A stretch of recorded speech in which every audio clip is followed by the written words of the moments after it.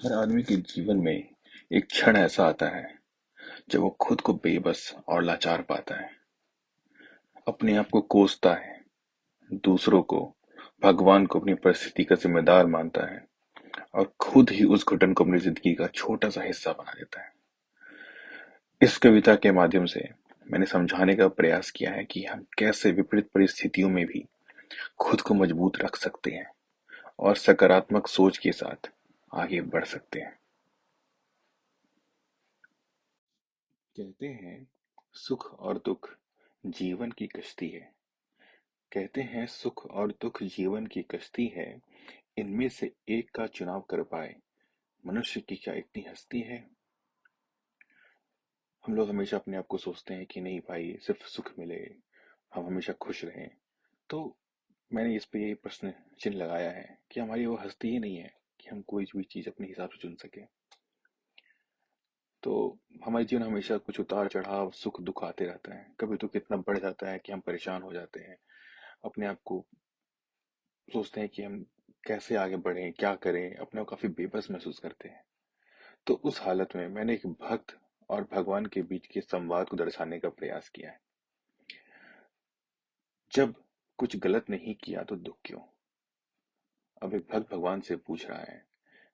यहाँ मैं भक्त की डिफिनेशन पे नहीं जाऊंगा कि यहाँ भक्त का डिफिनेशन क्या है, लेकिन एक भक्त जब भगवान से पूछ रहा है कि जब कुछ गलत नहीं किया तो दुख क्यों, जब जीवन भगवान के सहारे चलाया तो दुख क्यों, जवाब तो यही होगा कि प्रारब्ध है।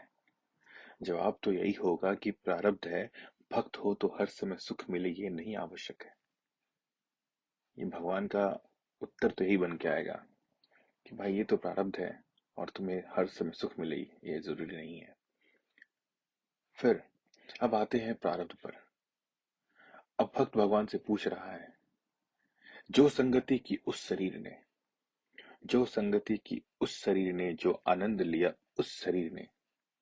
मैं यहाँ पे पुराने जन्म के बारे में बात कर रहा हूँ। तो भक्त यहाँ पूछ रहा है भगवान से, जो संगति की उस शरीर ने, जो आनंद लिया उस शरीर ने, क्यों सजा भोगे ये शरीर, क्यों सजा भोगे ये शरीर, न जाने क्या क्या किया उस शरीर ने। इस पोयम में, इस पैराग्राफ में भक्त अपना बता रहा है कि मैंने तो कुछ गलत नहीं किया, इस शरीर ने तो कुछ गलत नहीं किया, तो मुझे अपने प्रारब्ध का क्यों फल मिल रहा है अभी।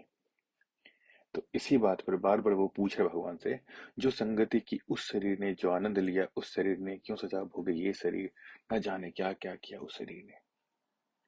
भगवान फिर जवाब देते हैं, मत कोसो खुद को परिस्थितियों से वश होकर, मत कोसो खुद को परिस्थितियों से विवश होकर।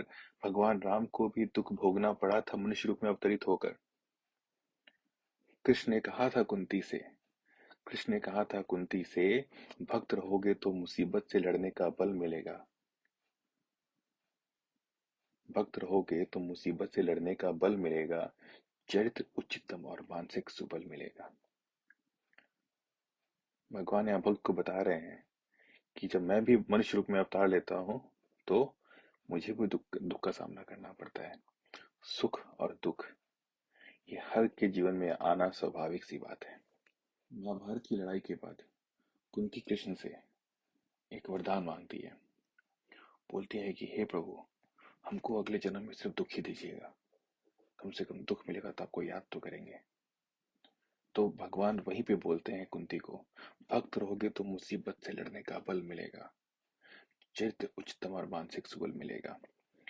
परिस्थितियां बुरी तो होंगी ही, अच्छी भी होंगी, लेकिन अगर हम भक्त रहेंगे तो हम हर परिस्थिति में समभाव के साथ जी सकेंगे, हर सुख और दुख को आराम से हैंडल कर सकेंगे। तो ये कविता मेरा इसी दिशा में एक लिखा हुआ प्रयास है। अगर आपको अच्छा लगे तो जरूर बताइएगा।